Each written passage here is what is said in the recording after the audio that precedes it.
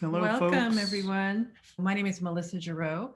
I'm a multiracial woman, Black, white, co-founder of EmbraceRace, and Andrew Grant-Thomas. I am African American and also the co-founder of EmbraceRace.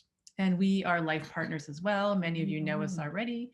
And we EmbraceRace is a community of support for adults, caregivers, grandparents, parents, teachers who want to raise kids who are informed, thoughtful, and brave about race. So that's what we do. And webinars is one of the things we do. We're really excited tonight to be talking about managing racial stress, our own racial stress, and helping our kids to do the same. And I want to read a poem written by one of our guests before we introduce them. That really actually inspired this webinar and inspired me. We were with Dr. Rihanna Elise Anderson, whom I was having a email conversation with about something else, and I got her her outgoing message, which was a holiday haiku for her holiday break.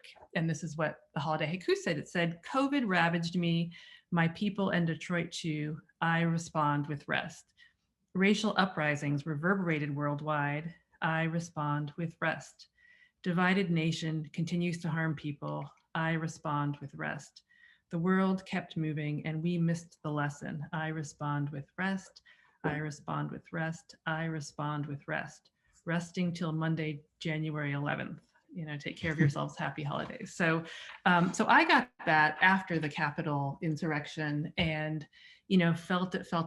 We had just come off of one of the first real breaks that we took as EmbraceRace, as because we started about almost 5 years ago, and we actually took time, that self-care time, and then you come back and there was more. So the relentlessness of sort of the high profile racialized violence and happenings has been really tough on a lot of people and really tough on kids. So that's something we wanted to talk about today, how we deal with it so that it doesn't harm us. It's true, and we hope this will be helpful to you. Yeah. Let me introduce our two guests who are awesome, two of our favorite people, both on camera and off. Dr. Rihanna Elise Anderson is an assistant professor in the Department of Health, Behavior, and Health Education at the University of Michigan School of Public Health.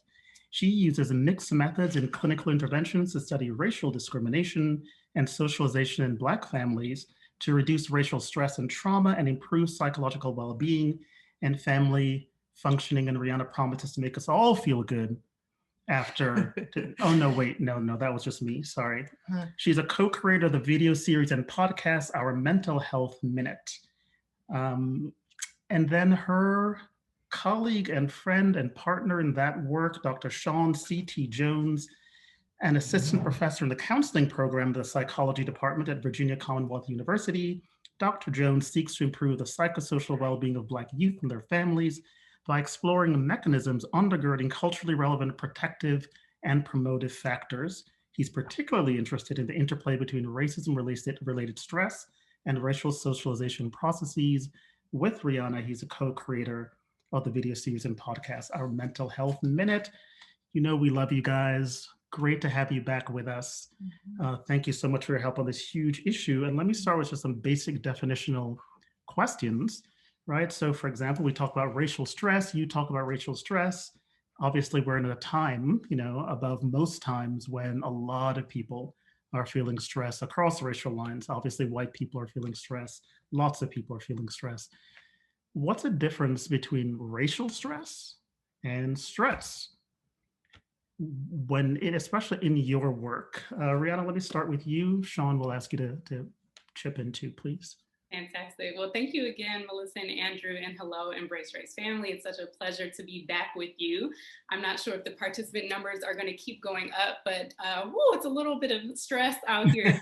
There's stress, right? So stress by itself is when we're thinking about how many demands that we have on the resources that we have. So if you think about, I use the example of a hand. If you have just a few things in your hand, that's not a particularly stressful experience for your hand. You have 5 fingers or 4 fingers and a thumb that can carry all the things that you have to do. So that's fine. It's when there are too many demands on what it is that you have. This one hand can't carry more than it can. And so when you start placing balloons and elephants and all the things in one hand that it just can't contend with because it doesn't have enough resources to contend with the demands, that's when we start understanding this phenomena of stress. Now, Sean and I can go into a whole diatribe on, you know, the appraisal, the reappraisal process. It's a whole dorky thing that we're not going to talk about today. But essentially, you know, how you make meaning of it is another part of it that we can talk about later. But the sheer definition of like what stress is what demands complicate our resources. Sean, did you want to tag in for racial stress, or you want me to talk about it a bit?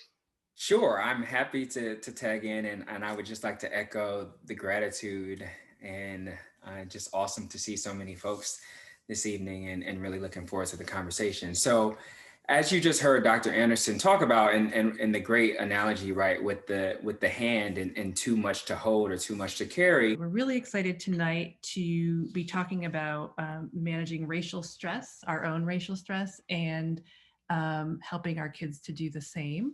And I want to read a poem written by one of our guests before we introduce them that really actually inspired this webinar and inspired me. We were with Dr. Rihanna Elise Anderson, whom I was having an email conversation with about something else, and I got her her outgoing message, which was a holiday haiku for her holiday break. And this is what the holiday haiku said. It said, "COVID ravaged me, my people and Detroit too. I respond with rest. Racial uprisings reverberated worldwide. I respond with rest.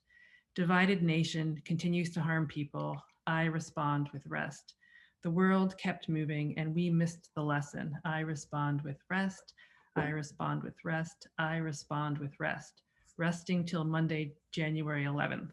You know, take care of yourselves. Happy holidays." So I got that after the Capitol insurrection, and, you know, felt it. We had just come off of one of the first real breaks that we took as EmbraceRace, as, you know, because we started about almost 5 years ago, and we actually took time, that self-care time. And then you come back and there was more. So the relentlessness of sort of the high profile racialized violence and happenings has been really tough on a lot of people and really tough on kids. So that's something we wanted to talk about today, how we deal with it so that it doesn't harm us. It's true. And we hope this will be helpful to you. Yeah. Let me introduce our two guests who are awesome, two of our favorite people, both on camera and off. Dr. Rihanna Elise Anderson is an assistant professor in the Department of Health, Behavior, and Health Education at the University of Michigan School of Public Health. She uses mixed methods in clinical interventions to study racial discrimination and socialization in Black families to reduce racial stress and trauma and improve psychological well-being and family functioning. And Rihanna promises to make us all feel good after, oh no, wait, no, that was just me, sorry. She's a co-creator of the video series and podcast, Our Mental Health Minute. And then her colleague and friend and partner in that work, Dr. Sean C.T. Jones, an assistant professor in the counseling program of the psychology department at Virginia Commonwealth University. Dr. Jones seeks to improve the psychosocial well-being of Black youth and their families by exploring the mechanisms undergirding culturally relevant protective and promotive factors. He's particularly interested in the interplay between racism-related stress and racial socialization processes. With Rihanna, he's a co-creator of the video series and podcast, Our Mental Health Minute. You know, we love you guys. Great to have you back with us. Thank you so much for your help on this huge issue. And let me start with just some basic definitional questions, right? So for example, we talk about racial stress, you talk about racial stress.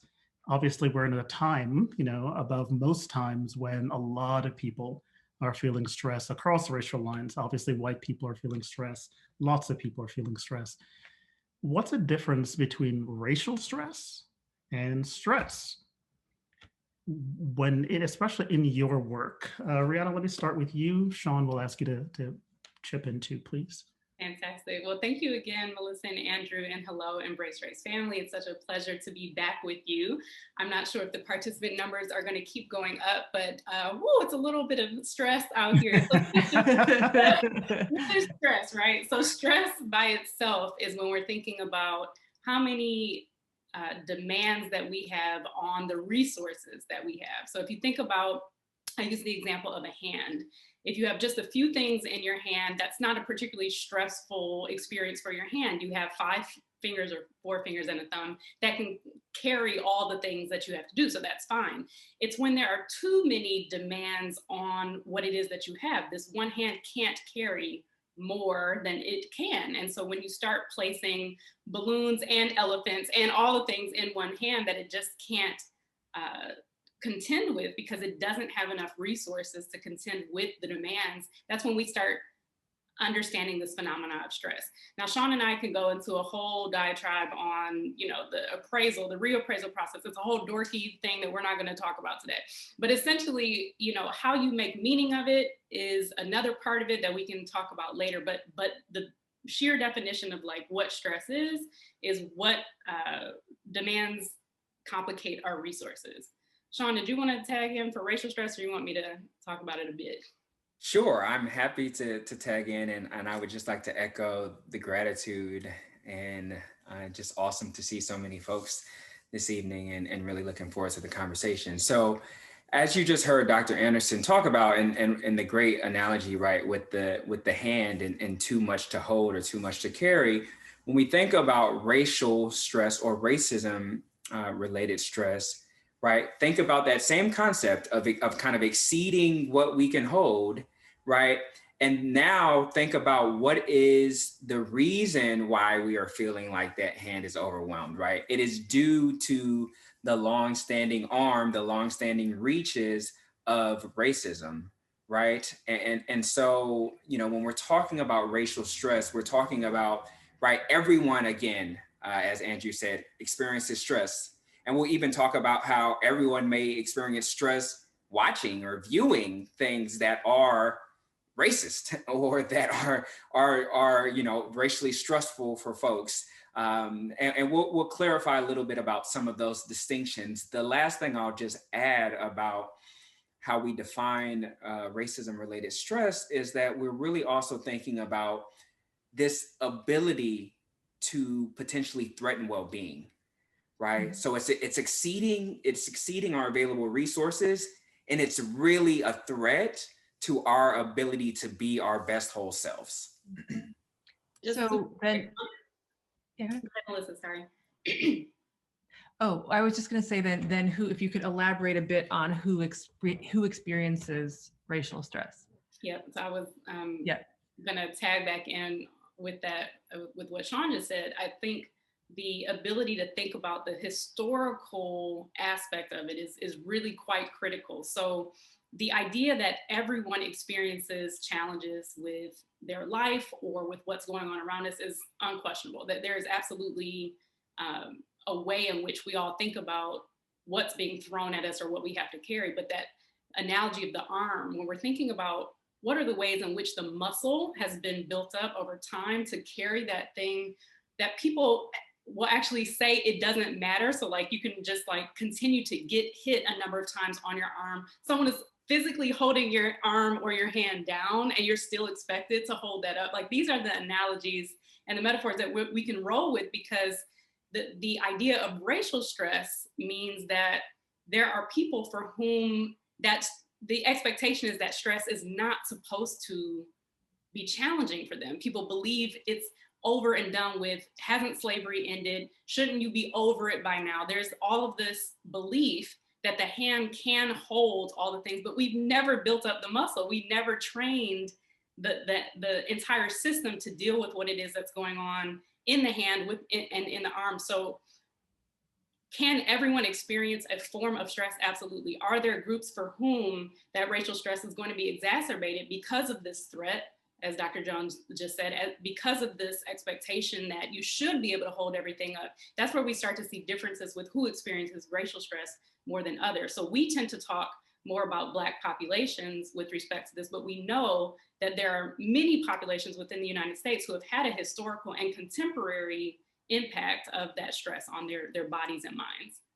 Right. And I know we'll get into this, but is it fair to say that a lot of people across racial identities will get benefit, right, from following some of the advice that you offer, though it's developed in significant part for Black people and families, communities? Absolutely, yeah. And, Right. and we can definitely go into that for sure. Okay. Yeah. Okay. And so I'm wondering, in this time that has really been relentless, and I read your beautiful poem, I'm wondering, and I'm going to ask Andrew this too, how you all are feeling and what you've been doing to deal with the stress, the racial stress in these times. Do you want to start?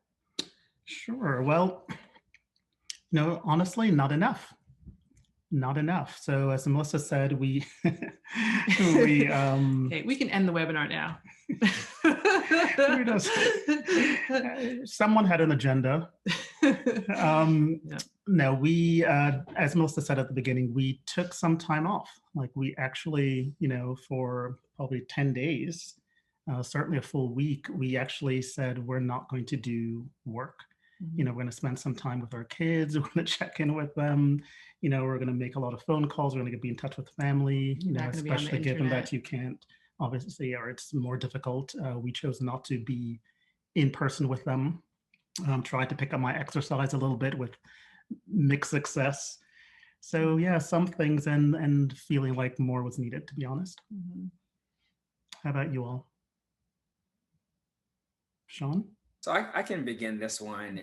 And so, I will say to you that first and foremost, Andrew, that I appreciate you sharing that. And I see you and I see that effort. And I just want to just provide a little bit of corrective experience towards you, if I may, that I think might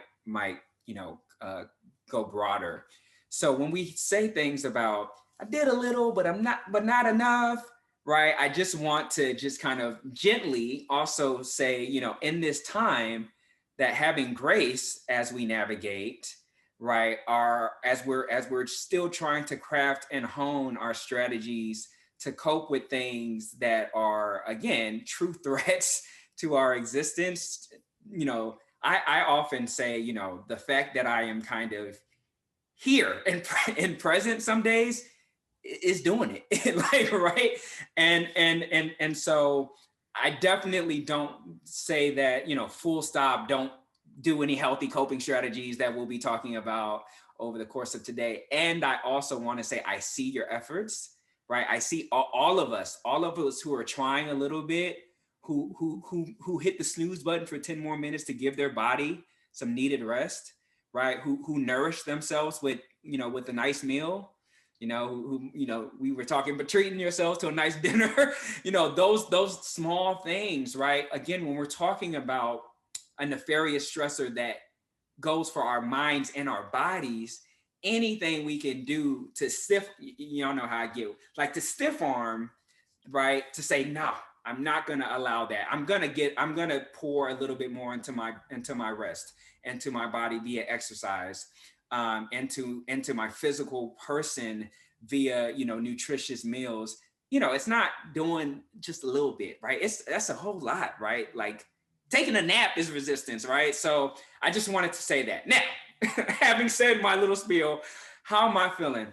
I'm feeling heavy, right? I'm feeling like my shoulders. I've been trying to work on my shoulders because I definitely have felt weighty. And I will say over those last 3 weeks that you outlined at the beginning of our time today, I think there are some of us who expected that weight would lift, and I haven't.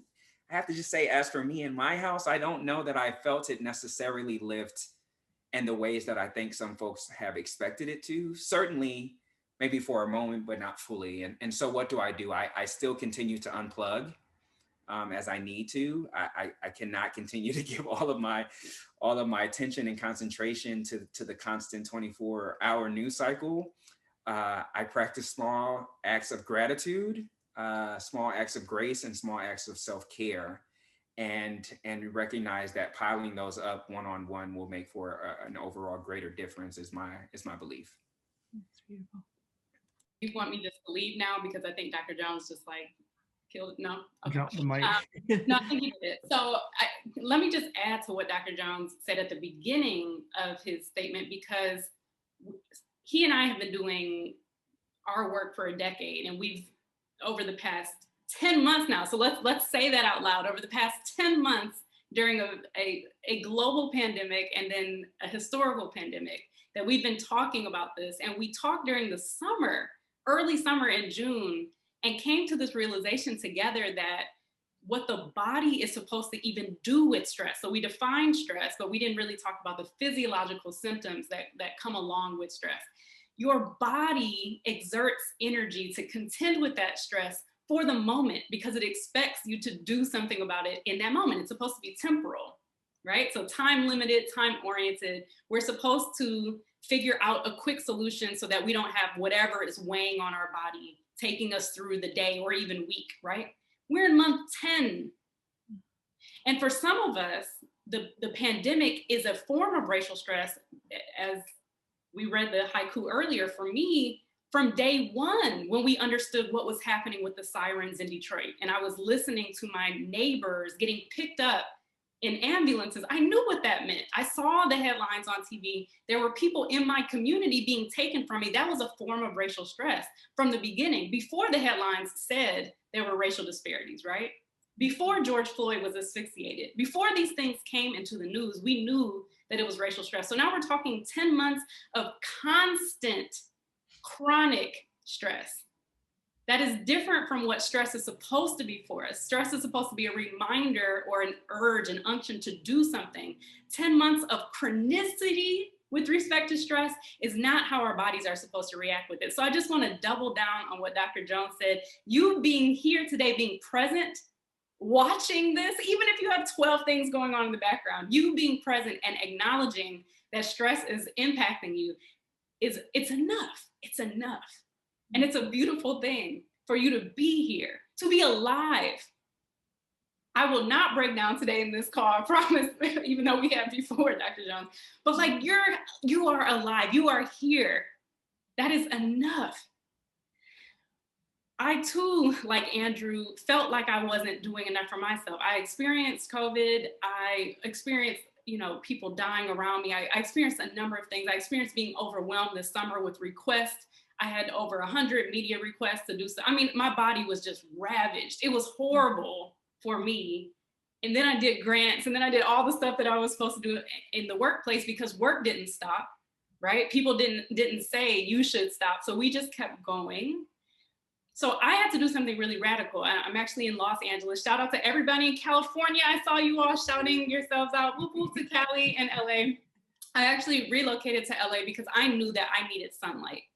I knew that I needed something different than what I was getting in the Midwest because I felt like I couldn't take it. I felt like I was actually not going to physically be here if I wasn't able to get the things that I needed. So I want to conclude my long-winded section that didn't even touch on the question to say you have to be radical in these times to say I need to get what I need, even if that means I'm going against something at work or against the grain or losing money or whatever it is. Like, I have to live. I have to make it through this time. That is amazing and beautiful. And thank you for what you said. And thank you, Sean. I just have to, I wasn't planning to go here at all. I just need to say a little something which may apply to one or both of you, may apply to some of the folks watching. So for me, when I feel my stress, many of us feel it in particular parts of our body, right? And for me, there's no question, for me, it's my stomach and it's my sleep. And I was feeling it in a big way in my stomach every day, really for the last month, right? And more. And there is this, and this is the part that may apply to folks. There is, what I actually haven't until now thought of as a kind of survivor's guilt, right? Because yes, there's lots to be stressed out about, but I'm also aware that we are so fortunate, Melissa and I and our family are so fortunate, and most of our extended family members in so many ways, right? That I feel like, what am I, right? like we know Mhm. about, that only 20% of Black workers can work from home, but we can work from home, Mhm. right? Only 16% of Latinx workers can work from home, but we can work from home. You know about the economic devastation, right? Happening to so many communities and families, but our income hasn't gone down Mhm. because of this, because of the work we do. You know what I'm saying? And Yeah. then I'm like, okay, what am I? Yeah, and it's still I hard. need to Yeah. feel that. I need to like Yeah. bust out the gratitude. What Yeah. am I feeling bad about? So it gets us to be this meta thing. Anyway, I don't want to go off too much on that, but I really appreciate what you said. Yeah, no, that was really, thanks for opening up about that. I think maybe I'll add, just because Yeah, we're sharing, please. what I have been feeling. It's sort of the same that what Sean was saying, that I also feel it in my shoulders. Like I just feel like, whoo, like I try to just relax the shoulders. And I felt like something was going to lift, come January as well. And it just like, there we went again, like, so I was thinking when, you know, a Black man and a Jewish man won in Georgia, I was like, wow, the backlash is coming, but let's celebrate. And that afternoon, this happened. So it just sort of felt like there was this, again, relentless racism, right? So I would say that, and explaining it to our kid, the whole thing, but I would say that what's been great was taking some time off and Andrew and I spending more time together. His ginger tea really helped.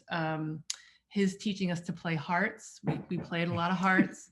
And I have a couple of friends in town who live nearby who I walk with every Sunday. Shout out to Paula and Farah. And that has been, we just do it. It's cold here, we just do it. And it's been sort of a pandemic, something that we started doing every weekend. And I just hope we keep doing it, because boy, does it help.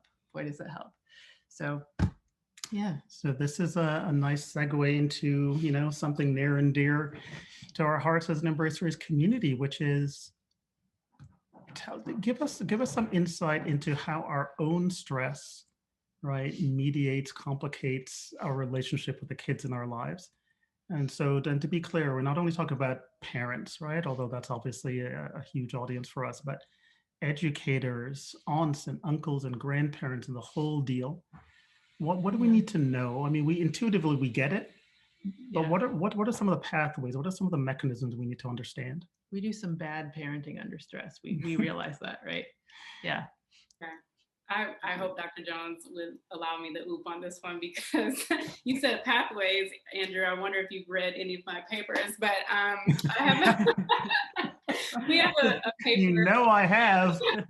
This is dorky academic land. Don't worry about it. So I had a paper that I published in grad school that essentially looked at the impact of discrimination on parents' depression, how that depression then impacted child's psychological wellness. So that was an early paper. And it was one of the first saying that discrimination doesn't even have to happen to the child herself for that to impact her psychological wellness. So we were all excited about that. Yay, grad school, great. Dr. Jones and I have been working on the follow-up to that paper for the past 2 years, and we actually just got it published last week. So we're super excited about it. Congratulations. Thank you so much. It'll be coming out. Yeah. Oh, as soon as it's for real published, I got you. Okay. But why it's impactful, and the name of these papers are actually pathways. So we're talking about pathways to pain. What we do in this second paper is take a look at how discrimination impacts the worries, the psychological worries that parents have about their children and their ability to be discriminated against. So we're adding a few different constructs here. We're saying that not only does discrimination negatively impact you as a human being, we know that depression, anxiety, all those things happen, but it's going to increase my worry for my children. And my child is going to have not only worsened psychological wellness, but worsened externalizing as well. So the things that they do to get their anger out is also going to be exacerbated if I'm worried. So said another way, the pathway from discrimination to your child's wellness. And again, this could be parent. We could likely think of a lot of caregivers in this role, but our study looked at parents in particular. That discrimination link to your child outcome is strong and pervasive through so many different systems. Your child doesn't even have to be sitting in front of the TV or the smartphone for them to pick up on what's going on in your body, in your mind about them. So that's our pathways paper. And we've seen it where if a parent is crying, if a parent is infuriated, if a parent is, or a caregiver is feeling any of these things for their child and doesn't communicate it in a way that lets them know why they're so stressed out, why they're scared, why they're frustrated about these systems, then the child may not know what that's for and is going to pick it up internally or externally in some way. So what Sean and I argued in this paper is that the more effective communication and strategies around talking about race with our children actually alleviates that pathway. So that pathway is not going to be as strong if we are talking to our children about race and about the racial stress that we have and the concerns that we have for our children. So it's therapeutic. It's that's been my claim to fame this whole time. It is therapeutic. Yeah. So what does that mean for, so take us there. How do we do that? How do we interrupt that? We're feeling stressed and we want it to not, we have to deal with our own stress and also communicate about it with our kids. How do we do that? Yeah, absolutely. Absolutely. So, I would say for 1 second to go back to what Dr. Anderson said, and I promise I'll swing it back through. I don't know if you all caught, and again, I'm sorry I'm picking on y'all tonight, Melissa and Andrew, but there was an exchange between Melissa and Andrew when Andrew was asked to share how he's been feeling. Mm-hmm. And what I took from that is, wow, here are two folks who know and care about one another, and they're picking up even when there's not verbals, like there is nonverbal exchanging that is happening, that is still signaling, something, I feel a way or something is amiss. And so I just want to encourage us, whether we are caregivers, parents, older siblings, educators, in that same way, right? Youth who are around us can also know, I know we say, oh, I'm carrying it in my shoulder and it's in my stomach. They can't see inside my stomach, right? But we still are emanating, we still are giving off that worry that Dr. Anderson was talking about in ways that our youth can make sense of it. And so sometimes we take for granted the fact that we want to safeguard, we want to protect, we want to shield our youth. And the way that we think that we're supposed to do that is by not sharing those frustrations, but youth are still picking up on those things. And it might be that sly look at the dinner table really, really quickly, right? Or it may be, them staying, behind a little bit extra on your Zoom, educator, because they sense Miss Johnson's not feeling all right today. And they just sit there and they don't say anything, but they're feeling it, right? So let's give our youth credit. And so how do we do that?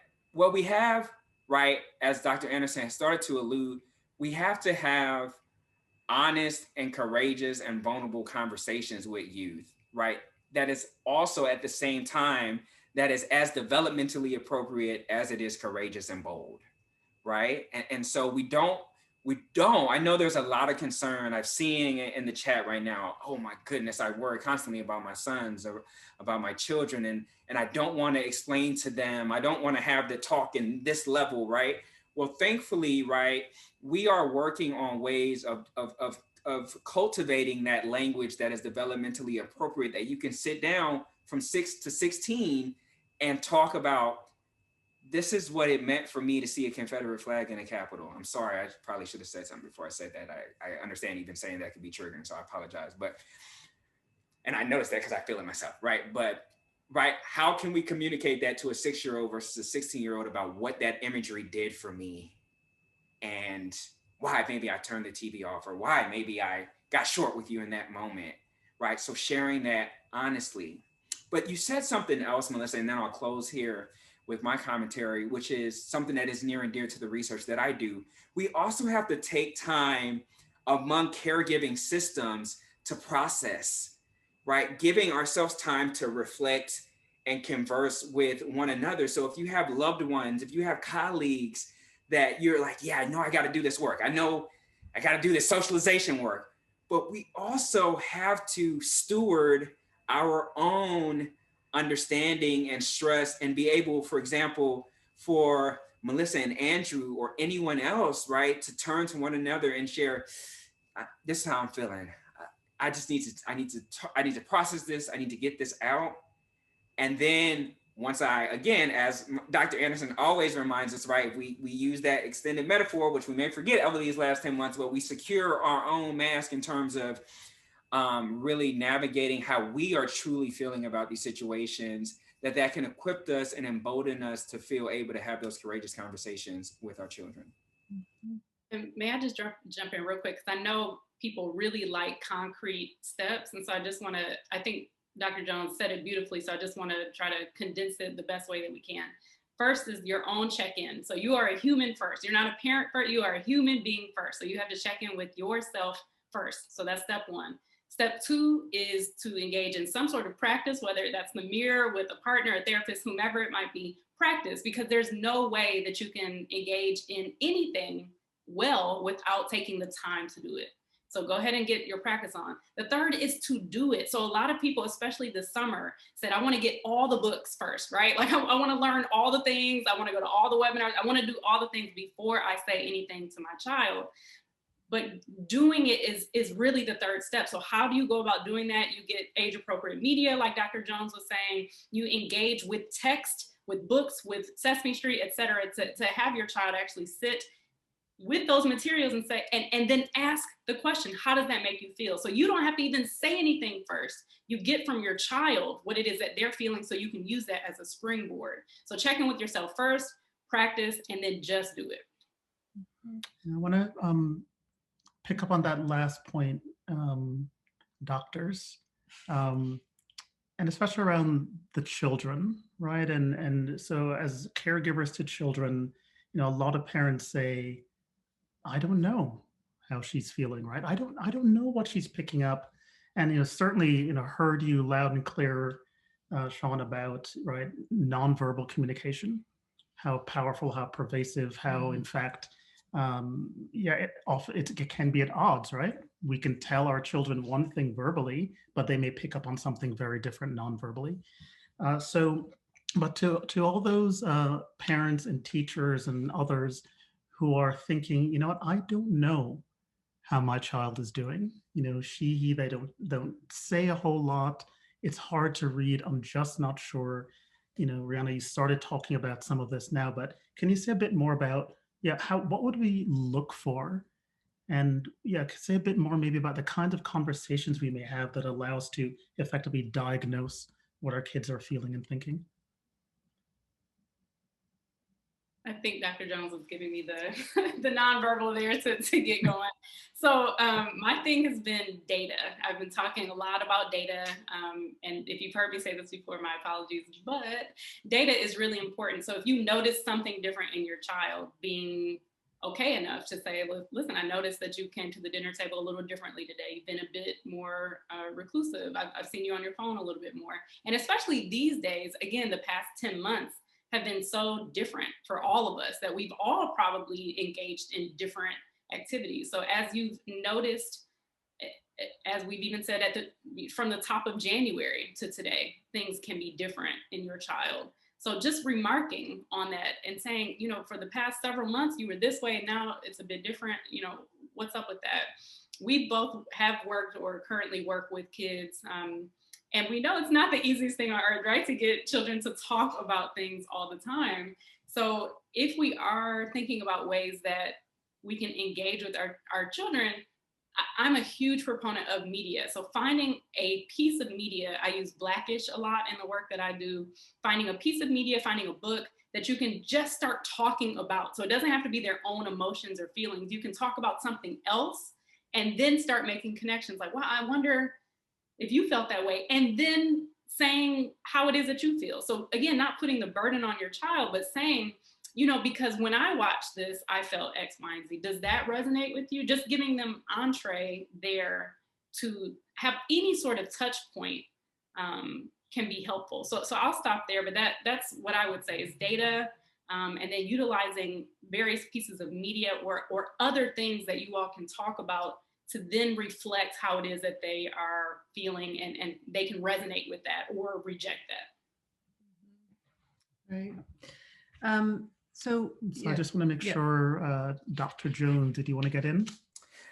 No, I was just, well, one thing I was just going to very quickly say with regard to that, another really nice exercise or strategy tool that can be used is something called an emotion wheel. And they have emotion wheels that are appropriate for youth and sometimes are highlighted even by colors, like there are red and green and blue, different emotions. So that's something else. Just because I was seeing some of the commentary in the chat about finding the words, you know, I think sometimes those kind of external tools, for example, can be helpful as well, right? To say, you know, this, or maybe even an image for a young child, like the Hulk. Are you feeling like the Hulk? Are you feeling like, you know, are you feeling like Superman around kryptonite? Or, you know, are there other examples that can show some of the basic emotions? So I think that creativity and again, that can go a long way as well. So I just want to add that. Thank you.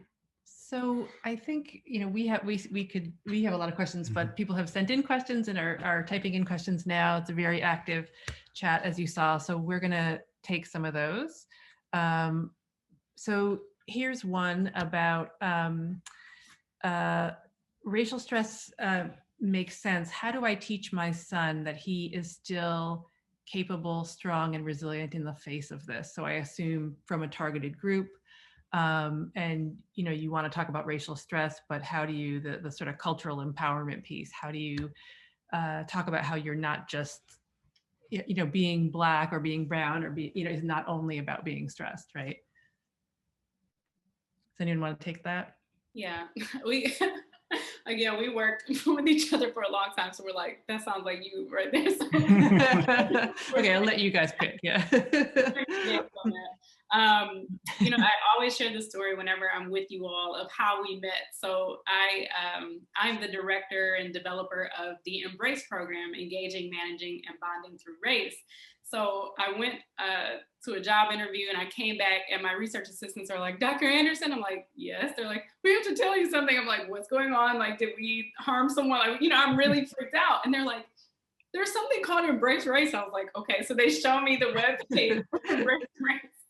And they're doing the same, like, amazing, wonderful work, you know, in a different sphere. And so we start talking, and this was 5 years ago, and we have a beautiful, loving relationship from it. But I say that because what we do with Embrace and what we've done with EmbraceRace in a lot of different ways is think about the first step. So Dr. Jones mentioned the talk, this very colloquial name for this really dorky research topic that we talk about, which is racial socialization. Socialization, generally speaking, is the way that we socialize our children to the world around us. So when we say look both ways before crossing the street, don't touch the oven, these are all ways that we socialize our children to the world. Racial socialization is around race specifically. So there are a number of strategies that parents utilize to socialize their children, but what the research shows and what's most impactful and what we do with Embrace is session 1. Black is beautiful, you are fantastic and wonderful. We build up first, because if you can imagine just doing what the media is already doing to your child, if you can imagine what the convenience store owner is doing to your child, what the police officer, what any of these folks are doing to your child, if that just happens in the home as well, you can certainly imagine that your child's depression, anxiety, etc., are going to be flared up. So the first thing that we do is stress the cultural pride that we have in being a part of our culture, and understanding and identifying the absolute richness, the absolute beauty and resilience and resistance that our people have. One thing that we said this summer was that it's really wild to think that the systems around us continue to do the things to us because we have resisted them for decades and centuries and generations, right? Like, isn't it silly of them to be doing these things to us when they know how powerful we are, how much we change things, how we change entire cultures and dynamics? That's silly of them. We're never going to break. It doesn't matter what you do to us, we're never going to break. And that's the energy, that's the mindset that we build into our children first, before we say, now can you understand why those people want to break you down? They see how beautiful and smart and resistant you are, and they don't want you to have that. They want that. They're jealous of you, and this is what that looks like. So we start again with really empowering and building up, so that when we do start to explore the challenges that they may be facing, they can pull from that and say, it is because my hair curls beautifully and has spring to it, and because my melanin is so bountiful. Like they can go to that place and draw from that understanding when we start to get into the stress. Mm-hmm. This is that's a wonderful response, Dr. Anderson. And one of the things that happens, we have in the EmbraceRace community a lot of, in particular, white moms of children of color, right? Whether those children are adopted or it's biological children with quote unquote mixed race marriages, right, and so on. And so here's a question that introduces some complexity to it, right? So here's a question from Lisa, who says, after the George Floyd shooting, my Black son became very fearful. She doesn't say how old he is. I asked him to go to the children's march and he became despondent and tearful. He was afraid to leave the house for a while. Slowly, he's gotten better, but I'm worried about how to help him navigate this territory. I'm white, my husband is from Africa, and our son is adopted and Black, adopted at birth. Dr. Jones, let me go with you and ask you, do you have some general advice for Lisa? Yeah, so that's thank you, Lisa, for sharing that. There's really a lot in there. And so, I think that I want to start, by just acknowledging the effort made, right? And so I think that all of us can relate, whether we are, if we're caregivers in any sense, we can relate to wanting our children, wanting our youth to feel good, to feel better, to feel empowered. And so I want to really acknowledge and say, I see the effort and I appreciate that. I have a lot of curiosities, if I'm being blunt, about just some of the things that you alluded to, Andrew. So age, and also I couldn't quite make sense of whether or not the young boy actually did attend the children's march and then was despondent and crying, or was despondent and crying didn't want to attend because they didn't want to attend.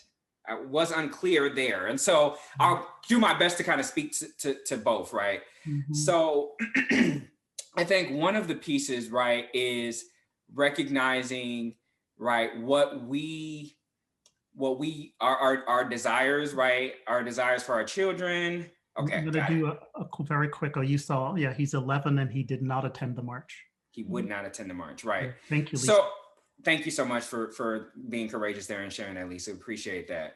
So, I think for me, and seeing that, I would be, my thought would be, okay, so didn't want to attend the march. This is a great time, going back to what we just talked about having one of those open and honest conversations, right? About sharing, okay, well, what was our intention, or why did we think that, you attending this march might be something like might be beneficial, and also understanding very clearly how he feels about attending, and maybe what the reservations are, or maybe what the source of the emotions might be, because again, it's really hard to kind of place a name, and I think that in those moments, it's best for us to not make assumptions, right? But to really sit and ask and sit in that soft, in that hard space, that tense space of having that conversation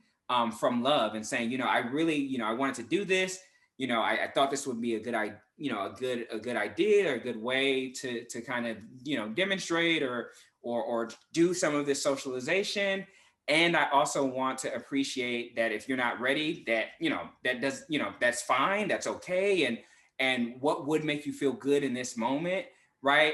And I think that is where I would start. And then the only other thing I'll say before I pass it to Dr. Anderson is to also, it is tough, right? I say this all the time. We have a lot of catchphrases because we've been doing this for so long. This work, we're working on it. Embrace is, they doing it. But before Embrace, there's not a manual, right, for this thing. And so I just, again, I know you're going to continue to hear me say grace, but also I think in moments like that, right, when I worked with parents and they maybe try some form of socialization and it doesn't go over the way they thought it would, there's a lot of guilt. And maybe particularly when you don't share the same racial identity or makeup of that child, there may be added guilt, like, what did I just do, right? And I just want to just affirm that there are still opportunities when you're coming with it from love and care and concern, there are opportunities to repair or to make up. And so don't be so hard. I'm getting a sense that maybe there's some guilt there, and I just want to affirm that you were coming with it from a place of love. And if you can have that conversation similarly from love and seek understanding, that'll go a long way. Dr. Anderson. I definitely want to fit more questions in. So I'll just say to high five what you just said. It's not the talk, it's talks, right? So if it didn't quite work, all right, brush, your shoulders off, give it another shot. And just to echo everything Dr. Jones said, like, we have all I studied this, I wrote the whole manual, and I struggle sometimes as a therapist with my own clients dealing with this work. It makes sense. It's a hard world that these kids are facing, and we're asking them to give us everything that they have. Like, it's hard, y'all. So just know that it's a process. It's a developmental process. Mm-hmm, mm-hmm. Yeah, for sure. So there are a lot of questions from teachers wondering, how, and a lot of white teachers, wondering, sometimes in white environments, sometimes in environments predominantly of color, just wondering how to basically create better spaces that are, there's another question here, not related to school, what's your vision for how communities, especially multiracial spaces, can be proactive in insulating our children of color from racial stress or mitigating its impact? And I wonder, that's a beautiful question. I think that the role of the teacher is different from the role of the parent, right? And there are sort of different opportunities. And I just wonder how you all think about that. And I wanted to just add one small thing here. I mean, this brings up, Laura's question brings up, we tend to think of resilience as an individual level trait, right? People are resilient or not. And you've said things from the very beginning of this webinar, and certainly the previous webinar, to underline that, well, but it's also a characteristic of communities too, right? And of families and of all that kinds of formations. So yeah, if you can, in your response, speak to some of that, and especially underline why it's so important that it can be a characteristic not only of individuals. Mm-hmm. Yeah, I'll see if I can cram all the thoughts that I have into this response. My advice to look within, to practice, and to just have that conversation is for everyone. So parents, teachers, community members alike. It doesn't behoove us to have certain opportunities just with children in one system or in one environment. We have to really think about the interlocking and interconnected, holistic picture of how do we support children if they're in the home, if they're walking to school, if they're in the school, whenever that opens, we're trying to figure out how to best support them as caring and loving adults and caregivers, right? So I think that advice is for everyone. I also want to speak just briefly, Andrew, to your point on resilience. I used to love that word. It was the title, it was in the title of my dissertation. I was really obsessed with it. And then you said it beautifully, that it's this individual characteristic. I think a lot about resistance and what we can do with that in ourselves, in our families, in our larger communities. So I really want to acknowledge that the resistance that we have toward these systems even impacting our child are going to be much more important than putting the onus on our child to be individually resilient and to take what the systems are doing and to bounce back from it. So I just want to encourage us to think about, what would our school look like if we were resistant to racial oppression and racial injustice? What would that look like for us to start the school day, particularly on a Monday? And I'm going to say this as a former teacher myself. On a Monday after a shooting or whatever, If you find yourself gathering for circle time and practicing A's immediately and not addressing what just happened in that neighborhood, you're complicit. I'm gonna name it, and I'm gonna be fine with naming that. Y'all can come at me if you want anything. It's not Andrew and Melissa, this is me. You're complicit with allowing that system to continue to harm our children if you don't acknowledge, wow, Trayvon looks a lot like the kids in this classroom. Wow, Tamir was the same age as the kids in this classroom. If you can't acknowledge that and stop, this is what the haiku was about the whole time. If we can't stop what it is that we're saying to say, this is jacked up and our kids don't deserve this, they don't need to be the ones sitting with this. It's us as adults. We're perpetuating this thing. We're allowing it to happen. We have to resist what that system is doing to our kids and stop and check in. How are you? How does that make you feel today? And if we have to do it again later today and tomorrow, and if I have to stop the testing to ensure that you are well, that is resisting what the system is trying to do to our children. So that's what I would say to our teachers, to our caregivers, to anyone outside of the house context, that if we simply go with the status quo and we allow our children to be bombarded and consumed with what it is that what the world is throwing at them, we are depending on them to be resilient, and it is up to us to be resistant. That's beautiful. Yeah. And so true. I mean, you do hear a lot in questions, this hesitancy, to because people don't want to offend or upset kids or traumatize kids, which are all, that's a great concern, of course. But sort of the thing that people are missing, just to underline kind of what you're saying, is that actually they're feeling it, they know it, they know that you're ignoring it. You know what I mean? And they have a feeling about that. Like that speaks volumes, right? So your decision, you're deciding to do it or not to do it is a decision, and you're speaking either way. I want to ask one quick follow-up question, Dr. Henderson, to make sure that to check my understanding. Is resilience in individual, or is resistance in institutions analogous to resilience in individuals? No, so I mean, the sheer definition of resilience is about one's ability to bounce back in the face of adversity. Mm-hmm. Resistance can be across levels, arguably, but it's about being impervious to those adversities. So to not have to experience it in the first place is what it's talking about. Right, so bounce back isn't necessary? Certainly not, because, okay, 2-second spiel. I use this analogy of the rubber band, right? So like you have this rubber band, you stretch it, and it comes back, great. And then it sits by the window a little long, so the sun has weathered it, and then you try to do it and it snaps. Oh, you left it in the cold Detroit room and you tried to expand it and it snaps. You've just done it one too many times, even if the environment hasn't had a chance to put their hand on it. You're asking this thing to just continue to do this thing that it should have the characteristic and the quality to do, but you've now taxed it one too many times. You've stressed it, to go back to that, one too many times. It no longer has the capacity to go back. So we shouldn't rely on our children being the ones to come back. We should be blocking them from having to stretch in the first place. Mm-hmm. Yeah. I look forward to a longer conversation. About yeah. Hey, it's your turn. Is it? We did get a question sort of written in about a parent whose child was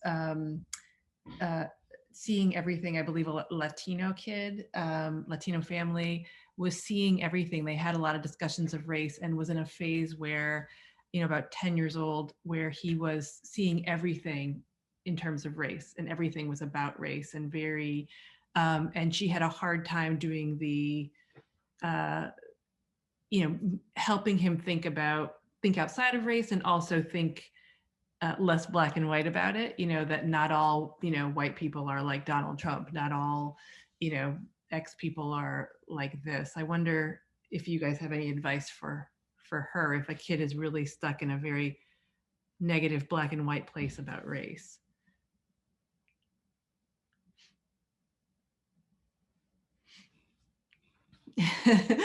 Yeah. So I'm gonna give him the old school spirit here. So here is what came to mind for me. So, again, both Dr. Anderson and I tout ourselves as developmental, as thinking about things developmentally. And so, one of the things about identity and racial identity, development of racial identity, is we often think about how that is not always a linear process, right? And that there are encounters, or there are these events that are critical inflection points, but that when we step back over time, right, we can watch one's kind of development unfold. And so my quick advice there is that, assuming and presuming that the kind of reflection on things through a racial prism is not leading to any untoward, malfunction or any difficulty in everyday functioning.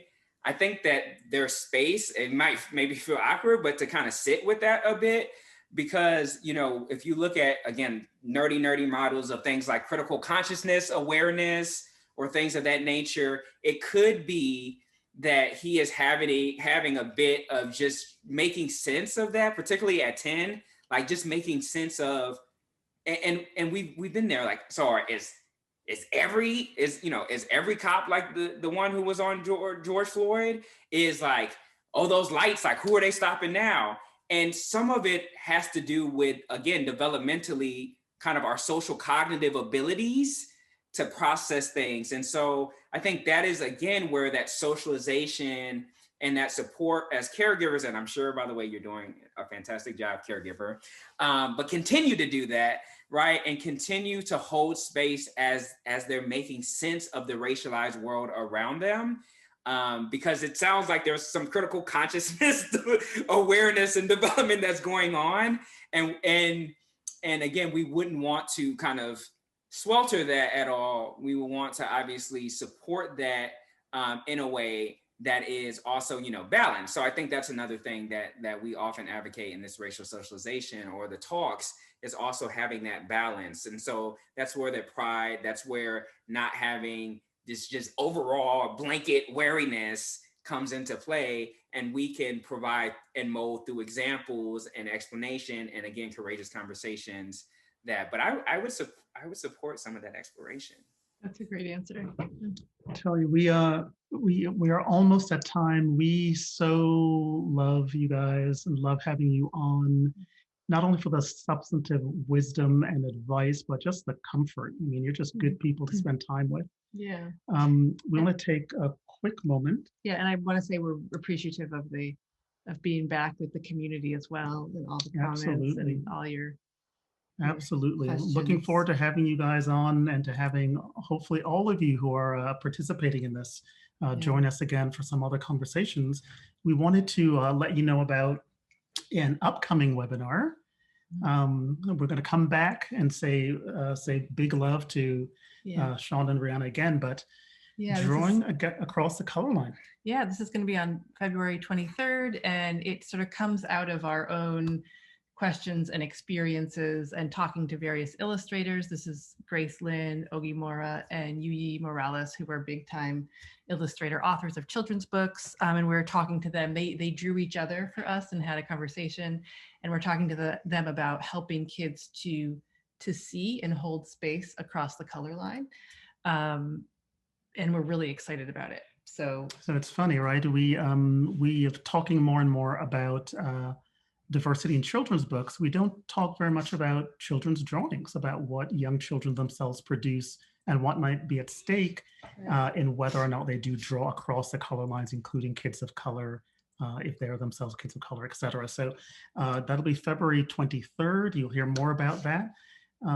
If we can come back to Sean and Rihanna to say again, thank you. Thanks for making the time. I know you guys are busy, and we felt like it was coming home to have you guys here for our first conversation in the new year. So thank you. And Rihanna, how are you going to question whether I read your papers?